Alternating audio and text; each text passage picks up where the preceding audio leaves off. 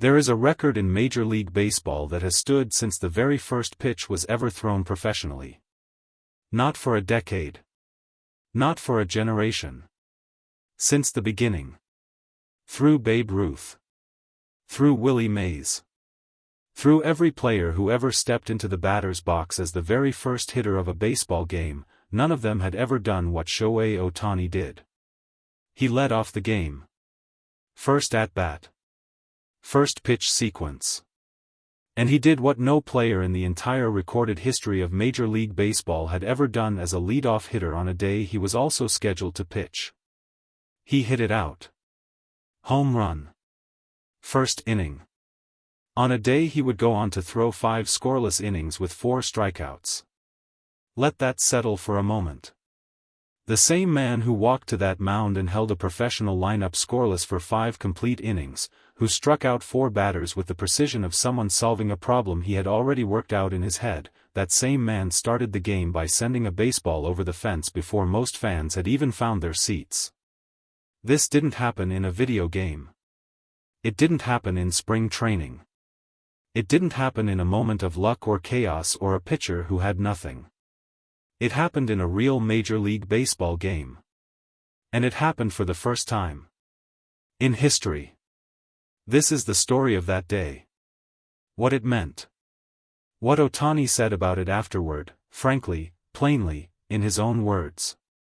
And why allies and opponents alike are still trying to process what they witnessed.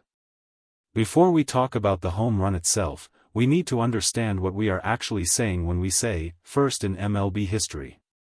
Major League Baseball has been played since 1876. That is nearly 150 years of games. Of lineups.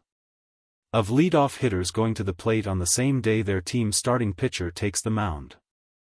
In all of that time, across every season, every era, every ballpark that ever existed, no player had ever done both. No one had ever stood in the leadoff spot on a pitching day and hit a home run on that same day. Part of the reason is simple: it almost never happens that a pitcher bats leadoff. The designated hitter era changed the game dramatically, and in the modern era, a pitcher stepping into the batter's box, let alone the leadoff spot, is almost structurally impossible. Almost. Ohtani doesn't live by almost. When you place him in the leadoff spot on a day he is pitching, you are not making an experiment. You are making a statement. The team's management looked at every variable, his pitch count, his physical demands for the day ahead, the strategic value of his bat, and decided that the upside of having him lead off outweighed every concern. They were right. And what followed was not just a statistic. It was a line in the history books that will never be erased. The pitch that Ohtani hit was not a mistake. That is the first thing worth saying. This was not a hanging curveball from a pitcher who had nothing. This was a competitive offering from a professional who was trying to get the leadoff hitter out, quickly, cleanly, before the game could develop any kind of early momentum. Ohtani read it anyway. There is something specific that happens when Ohtani identifies a pitch early. His hands stay back. His weight stays centered. And then, only at the precise moment when maximum force can be applied, everything fires at once. It looks, from the outside, like the swing happened almost after the decision. Like the gap between seeing the pitch and attacking it was so small it barely existed. The ball left his bat at a velocity that ended the debate before it started. There was no maybe in the trajectory. No pause while the crowd waited to see if it would stay fair. It was a home run the moment it was hit. The dugout behind him erupted. But here is what is easy to miss in that eruption: Ohtani himself did not. He ran the bases with the same controlled calm he brings to everything, acknowledging the moment without being consumed by it. Touching each base. Head level. Eyes forward. He had a job to do. He had just started it. This is the part of the story that gets lost in highlight packages. The transition. When Ohtani hit that home run, he was a leadoff hitter. Within the same game, he needed to become something else entirely, a starting pitcher responsible for keeping the opposing lineup scoreless.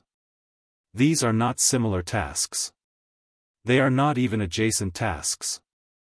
The mental mode required to hit, aggressive, reactive, hunting the pitch you want, is almost the opposite of the mental mode required to pitch, which demands patience, sequencing, deception, and the ability to think 3 pitches ahead while executing the one in your hand. Most players spend an entire career mastering one. Ohtani walks between them in the same afternoon. People close to his pre-game routine have described the preparation for a two-way day as something that has to be seen to be believed.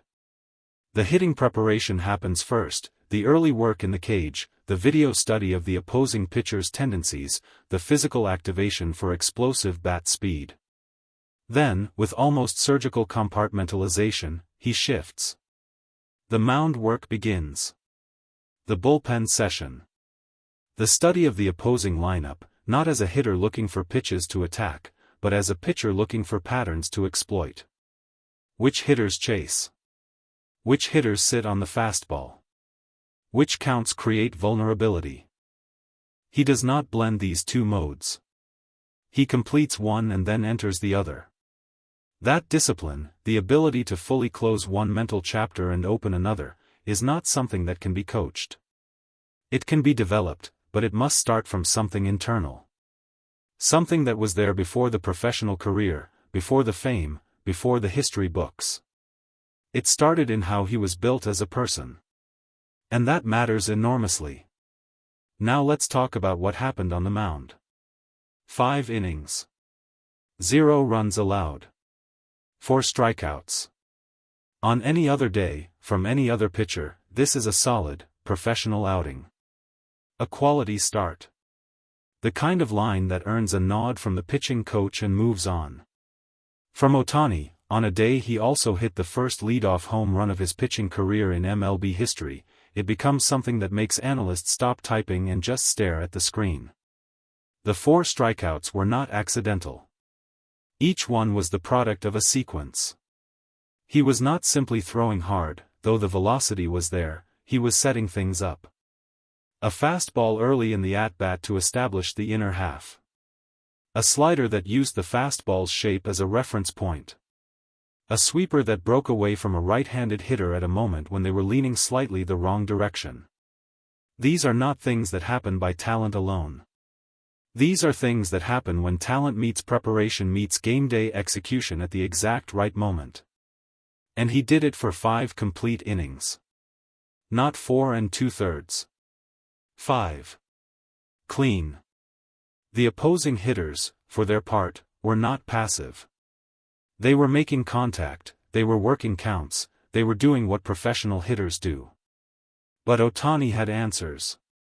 Every time a hitter seemed to find a pattern, he disrupted it. Every time the count got deep and the pressure mounted, he found something extra. 0 runs. 5 innings. That is not a coincidence. That is a game plan, executed. What struck observers on this particular day was not just the performance. It was the reaction from both sides. Teammates, who see Ohtani every day, who have watched him in batting practice and bullpen sessions and film rooms, were genuinely stunned. Not in a polite, professional way. In the way that people are stunned when something they intellectually expected to happen still catches them completely off guard when it actually does. One veteran teammate, speaking in the clubhouse afterward, struggled to find the right words. He kept starting sentences and stopping them, not because he had nothing to say, but because every sentence felt inadequate. "You think you know," he finally said. "And then you watch." That phrase captures something real. On the opposing side, the reaction was quieter but no less significant. Professional hitters who had faced Ohtani on the mound were now also watching the replay of his home run. Pitchers who had faced him in the batter's box were watching his strikeout sequence. There is a specific kind of disorientation that comes from having to respect someone as both your opponent in one role and your opponent in a completely different role, simultaneously, on the same day. Baseball players process opponents through their role. You prepare for a hitter differently than you prepare for a pitcher. When the same person occupies both roles in a single game, the scouting preparation becomes almost philosophical. How do you game plan for someone who is, in the truest sense, two different problems?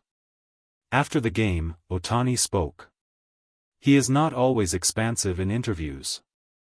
He answers questions carefully, without excess, without performance. But on this day, after a home run that made history and 5 innings that reinforced why he is unlike anyone else, he was frank. He was asked first about the home run. About what it meant to do that on a pitching day. He paused before answering. Not a long pause, just the kind that tells you the person is actually thinking about the question rather than reaching for a prepared answer. Then he said, simply, that he tries not to separate the two roles in his mind too much. That the mental work before a game covers everything, his at-bats, his innings, his sequences. That when he steps into the leadoff spot, he is a hitter. When he takes the mound, he is a pitcher. He does not try to be both at the same time. He tries to be each one completely. That one answer explains more about Ohtani than 100 statistics. He was then asked about the 5 scoreless innings. About what he was feeling between pitches, between at-bats, between innings. Again, the pause. Again, the honesty. He said that pitching always requires you to solve a problem that is constantly changing. Every batter is a new equation. Every count shifts the variables. He said he enjoys that, the puzzle of it. That on good days, the puzzle feels manageable. On great days, it feels like the answers are coming before he even fully forms the questions. This was a great day.